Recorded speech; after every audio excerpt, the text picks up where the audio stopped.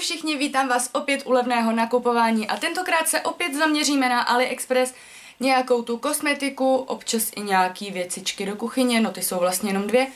A nakonec vám chci ukázat šaty, kterým jsem prostě nemohla odolat, ale nemohla jsem jim odolat hlavně z důvodu, že byly v opravdu veliký slevě, která byla 11.11.2016. No, natáčím to docela pozdě. Silikonové sítko, nasypaný čaj.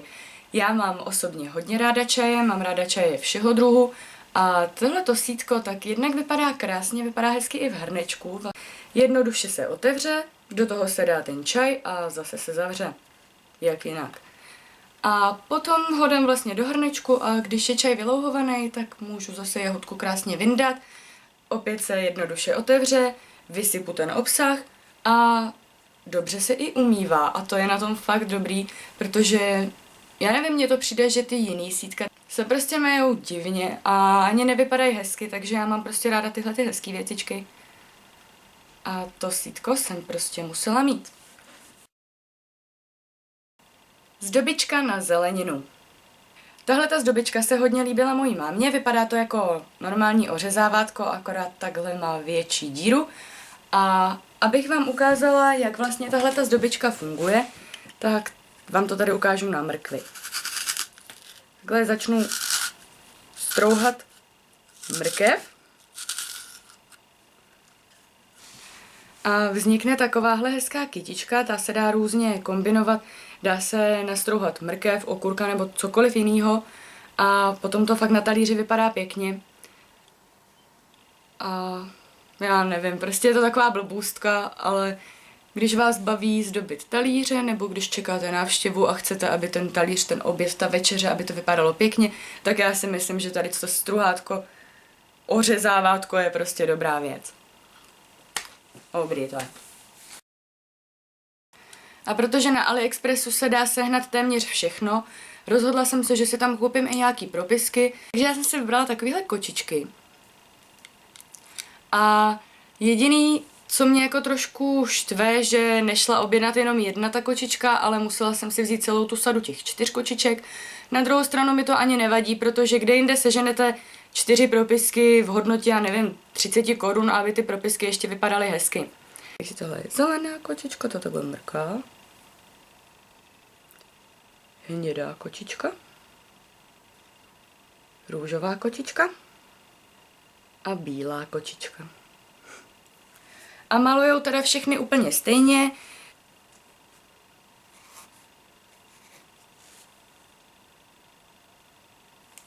A pokud jde o náplň, tak ta teda nevím, jestli půjde koupit někde tady třeba v nějaký trafice nebo takhle, ale prostě vypadá takhle obyčejně, akorát nemá to pérko.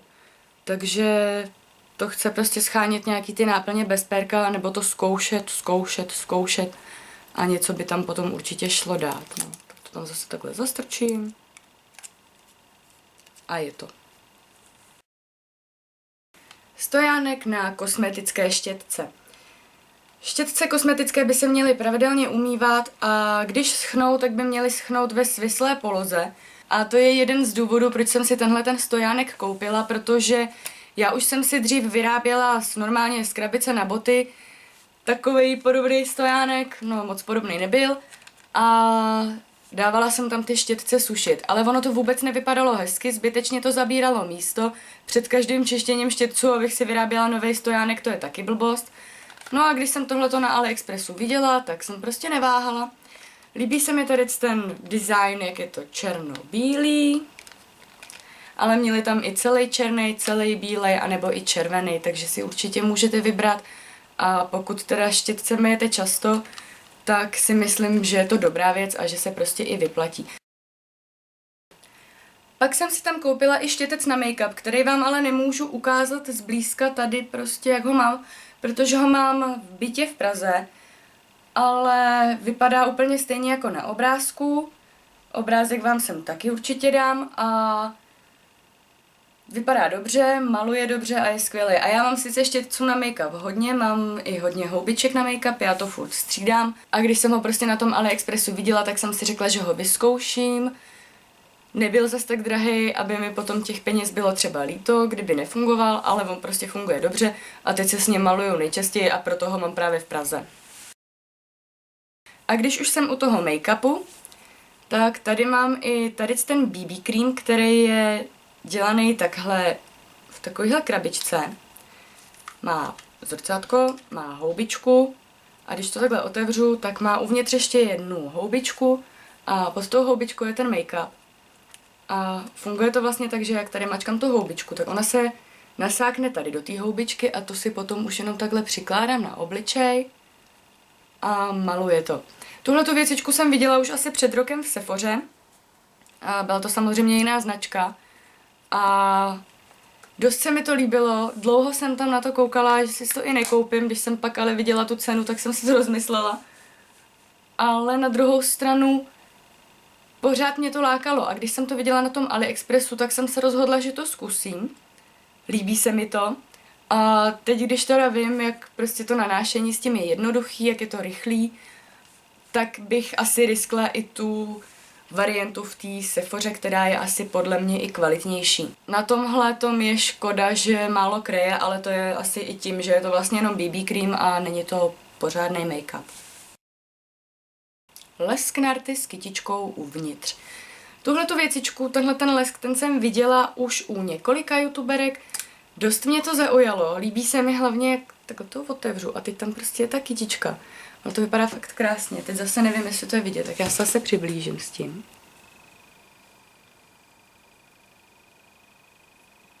Takhle je tam ta kytička. A fakt se mi tahle ta věc dost líbila. Líbí se mi i, že když to dám na ty rty, tak ty rty se opravdu trošičku zbarví. To vám taky hned ukážu.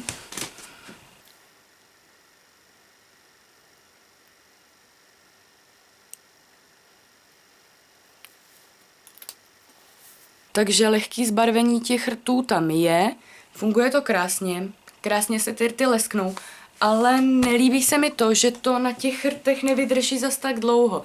Ta barva na rtech vydrží, ale nelesknou se ty rty tak dlouho. Prostě mám takový pocit, jako by se mi vysušovaly, takže mně buď to přišel vadný výrobek, anebo mám vadný rty.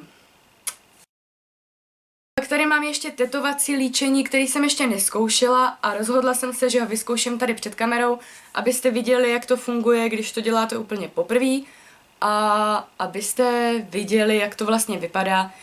A co se mně na tom nelíbí, na tomhletom výrobku nebo na těchto výrobcích, že jsem na tom AliExpressu nemohla najít obchod, kde bych si mohla vůbec vybrat, jak to bude vypadat. Takže ty mám takovýhle.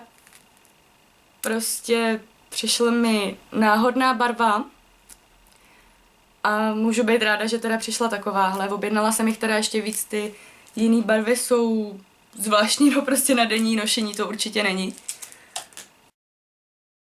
A pak ještě tyhle ty tetovací stíny a tam taky nebyla možnost vybrat si barvu nebo styl, jak to bude vypadat. Takže to mě jako taky jako trochu štve. Ale na to vyzkoušení před kamerou to vlastně vůbec nevadí. A jdeme na to.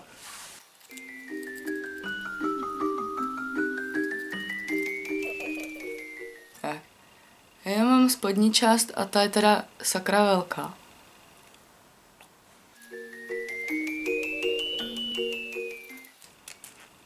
Tak. Nastřiháno. To takhle krásný teďkon. Pořád držím ty nůžky. A tohle je takhle krásný.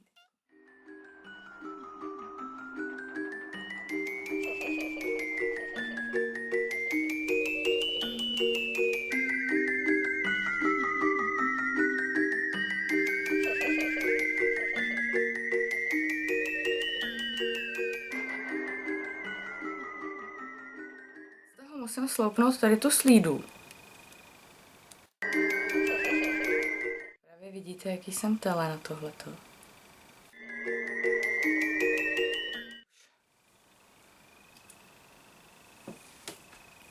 A co nejpřesněji to nalepit na rty.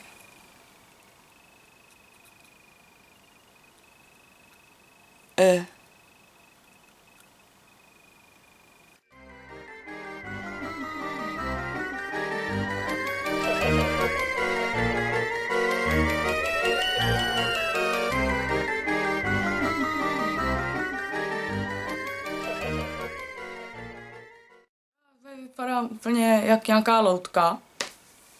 A radši rovnou na to.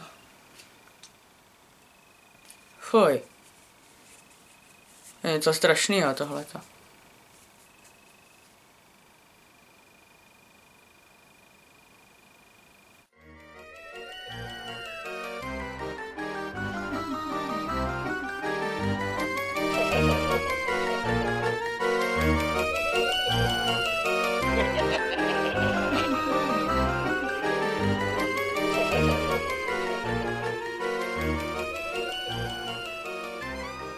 No, teda. Tak já teď nevím, jako buď mám tak divně křivou pusu normálně, a nebo jsem si to blbě nanesla, nalepila. A nebo nevím, je to teda docela suchý.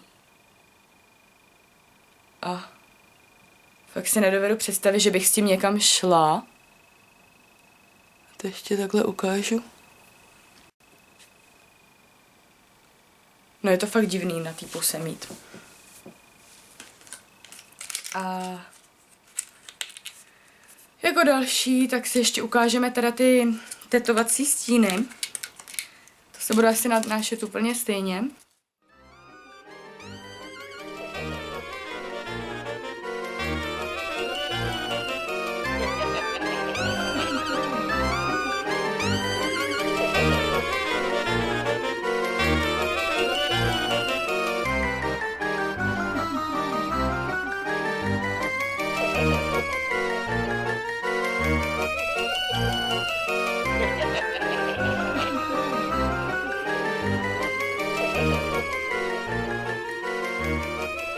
Wow.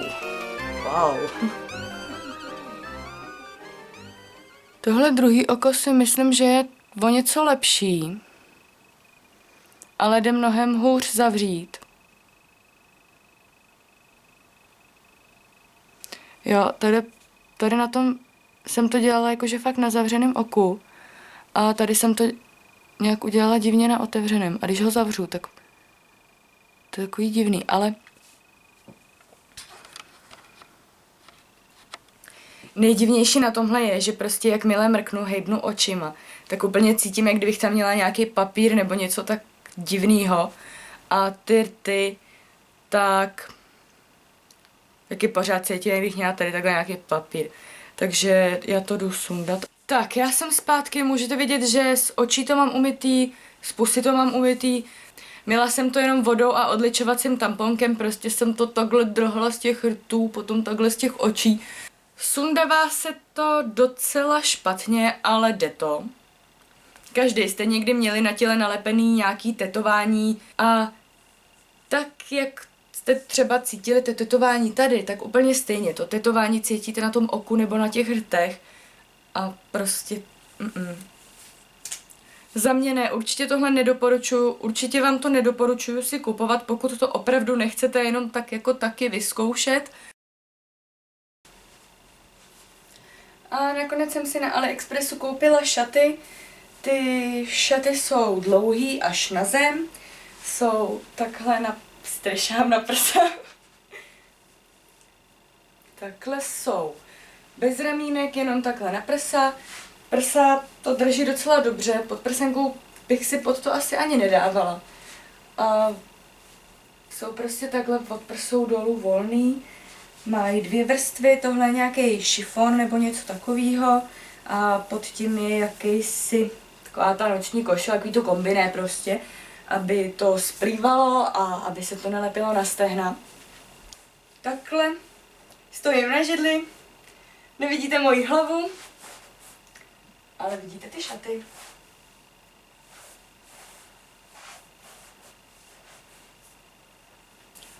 Tak, tyhle ty šaty ty jsem si koupila z toho důvodu, že byly slevněný z nějakých $44 na 7 a neberte to. Prostě jsem si řekla, že když ty šaty v přepočtu stojí nějak kolem, nevím, 200, tak mě prostě, když budou vypadat jinak, než vypadají na obrázku, tak mě to nějak jako nebude zas tak štvát. A oni přišli a vypadají jako na tom obrázku. A to mě fakt hrozně potěšilo. Chtěla jsem si původně objednat červený, ale ty šly najednou nějak rychle na odbyt, jak tam šoupli tu slevu. Tak jsem šáhla po jediné velikosti, která byla v mojí velikosti. A ty šaty mi jsou, já jsem s nima spokojená, jsou krásný. A abych tady už nezdržovala, protože už jsem vám ukázala všechno, tak se mějte krásně, skladejte básně a ahoj!